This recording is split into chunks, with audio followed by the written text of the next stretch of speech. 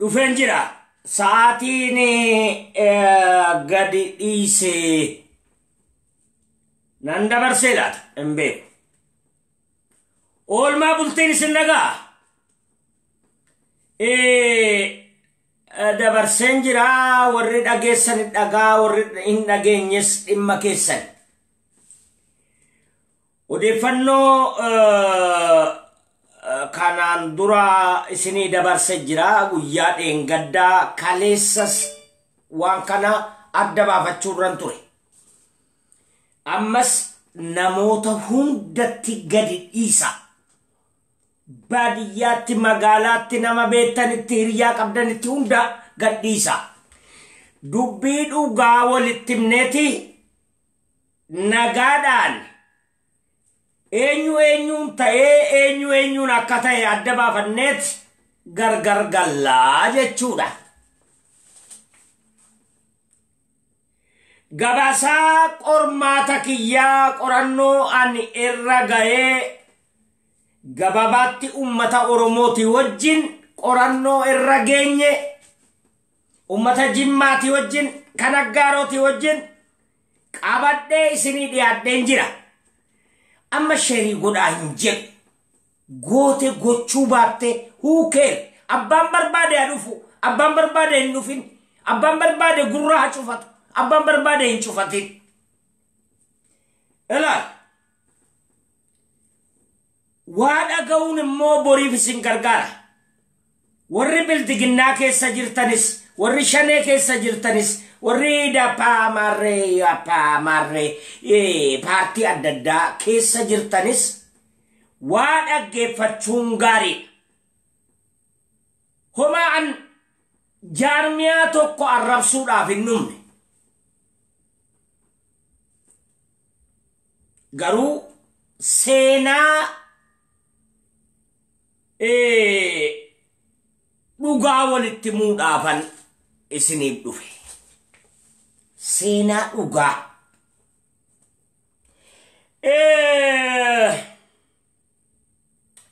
Namooti Oromoo ta'anii, Arsiis ta'anii, Jimmas ta'anii, Wallaggas, Harargees, Baalees ta'anii, Shawas dogongora hojjechuu ni danda'u.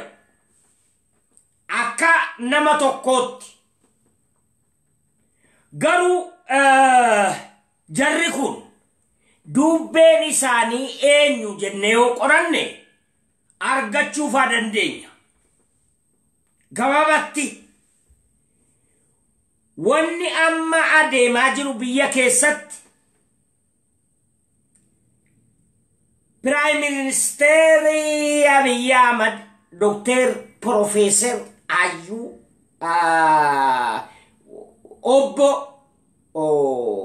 Isaachoo Geetaa Nabiyyuu akka jettanittis isiniin ibsa uma rakkoon qabu. Garuu na dhagaa dhugaa jirtuun isinitti hima. Akka feetanitti hiikkadhaa namicha. Dura utuu kan isaattiin darbine wanni Muktaar Kadir baay'ee annagaagarii hoonoon abbare. Ahun miyyaallee no. Jechuun sammuu dhalootaa keessatti qirsii wayii jechuun taarika wayii seenaa wayii waan kaa'ee qaba. Gamoo wayii waan ijaaree deemu qaba. Muktaari dogongora isaa bar tokko yoo carraa argate ni fudhataa yookaan ni adabama. Du'aanis ta'u. Garuu namni kun Oromoodha. Dhugaa Rabbiin isin hima. Oromoo keessaa gosa haadha kiyyaatiiyyu akkani qoradhee irra ga'etti badiidha. Gosa badiiti. Namni kaan haadhatu fudhatee galeefaa warri jejjedhu jijjiraa ture. Walumaa gala haadharraa dedeemuun kuni kan Dr. Abiyyiin akka walis isin hin fakkaanne jedheetan. jechuun nama yakkuudhaan maqaa wal balleessuudhaan utuu hin ta'in dhugaa jirtu qoratanii ani kanan harkaa qaba jedhanii hawaasatti dhiyeessuun gaarii. Isa kanaaf qormaata dhiyoo kana adeemsisaa ture isiniif saaxiluudhaaf.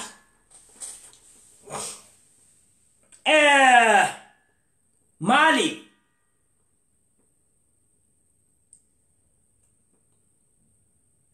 Oromoodha jedhaniiti. Jechuu jalqabani jarrinu.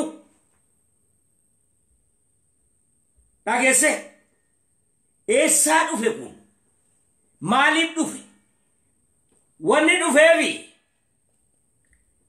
Isatu itti meera. Waan isaa obboleeyyanis ni beekan. Obboleeyyanis ni beekanii abbaanis ni beeka. Abbaan isaa guddisaas ni beeka. Abbaan fiixaa. Abbaan isa dhalchemmoo baay'ee nama jabaadha. Dhugaa Rabbitti isiniif hima.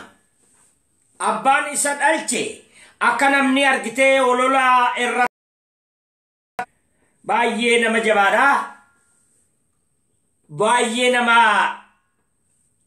jechuun egaa yeroo Haile Sillaasee keessaa kifilii 4 ta'u 3 ta'u afaan Amaariffaatii fi seericha beennaan baay'ee nama jabaadha. Abbaan isaa nama jabaadha. Akka qorannee Oromoodhaa wajjin irra geenyetti. Yaa nama jabaadha. Abbaan isaa akka namni himuutu hin ta'in abbaan isaa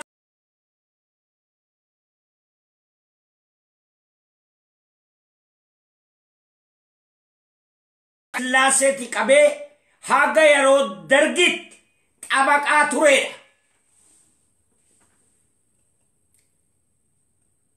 Xabaqaadha abbaan gudeedaa jechuudha.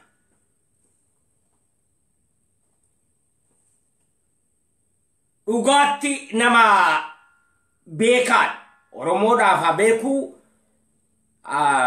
sanagaa boodatti dhumna haasaa keessa argattu.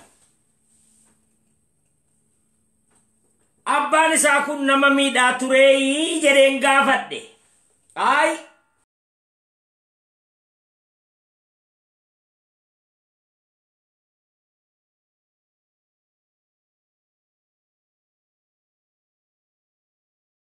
kantummaa isaa in dhugoonfataa jedhani.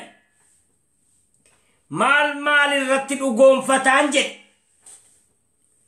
Hojii karaa hundaan ni beekaa jechuun argitee nama walimates gidduu bu'ee argitee waa goggochuun jiraa argitee baay'ee nama gargaaraa jedhan. Maal fa'i irratti nama gargaaraan jedheeni. Ilaamee abbaan fiixaa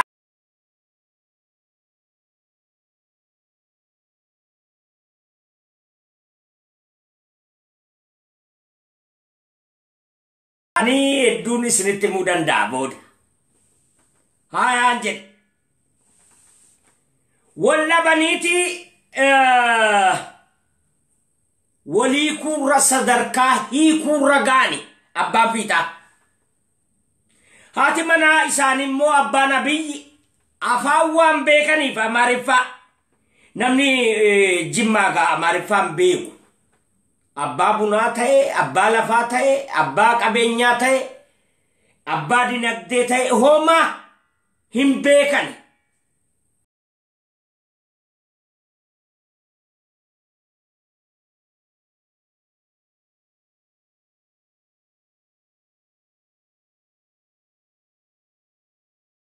Beekani seerichan beekani. Seera ittiin waa falman. Kanati haati Abiyyi xabaqaa qabatani aggaarotti argitee eenyuun shifarraa mokonnin xabaqaa godhatanii dhaabani. Shifarraan horiin arganne horii maleen dhaabbatu. Achumaani waan walii kennaniiru gaan beekan sana Allahu alam. Amma gidduu kanatti abbaa fiixaa horiin keessan isinirraa akka jirutti qoodamuufi jedhani. Odeeffannoon dhufeef maalin taaree jennaan deeffadhaa jedhani. Deeffadhaa yeroo jedhanii abbaan fiixaa haadha Abiyyi deeffatanii. Obbo ay gaashe shifarraa mokonnini fe'isaan galche. Abiyyi kana gidduutti dhalate jechuudha. Abiyyi Oromoo miti Amaara.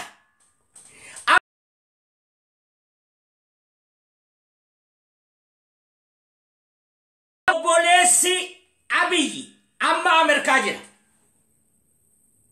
Warri argitee naannoo sanaa Uraageenis Walaayitaanis warri beektan Kulloonis Kabichoonis warri gara Wallaggaa gara adda addaati dhufe hinjira sabaaf sablammooti naannoo Jimmaa kana keessa. Warri dinagdee adda addaa maddisiisan mana barumsaa jaaran keessayyuu kilinikii kan dhaaban ijoollee Wallaggaati. Qoradhaati biragaa lateeyoon sobamoo dhugaa dubbatee arguu dandeessu. Wanni kun ragaadhaa wajjin harkaa qabna. Abiyyi Ahmed kan shifarraa mokonnini. Shifarraa mokonnin xabaqaa beekamaa aggaaroo ture. Inni kun Amaara. Kanan jibba argitee yeroo dhufee aggaarootti biratti barataa tures jibba Oromoo abbaan itti himaa ture. Haatis dhageesse itti himaa turte. Kanaaf haadha malee abbaa faarfachuu dide. Abbaa guddise maqaan na'u. So an mincii kana argite madda oduu kana baadiyyaarraa hunda qoradhee argadhe. Isin qoradhaa argadhaati na saaxila. Ilaamee jara kee warri amma biyya keessaa isa tumsitanii Shawaanis Wallagganis Baaleenis Arsiinis hundi keessanuu sabboontota. Gujiinis warri amma namicha kanaa wajjin dhaabbataa jirtanii dhugaatti Oromoo seetanii Oromoo miti. Rabbitti isinii kakadhee wanni ragaan gadi baasaa jiru Oromoo miti namichi Amaara.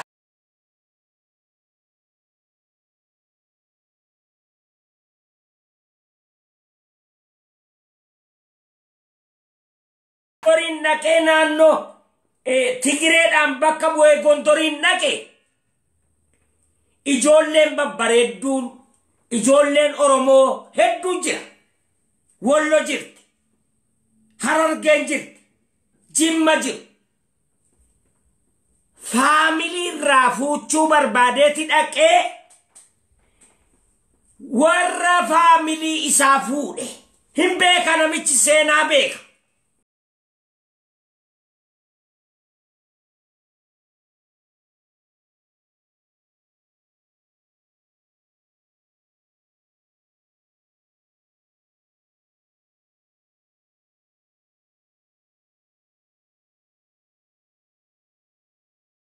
Maqaan saayyuu Oromoos miti.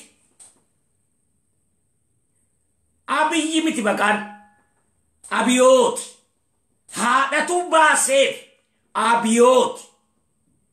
Haadhatu ati nugusa torbaffaadha jetteen abbaatu xabaqaadha.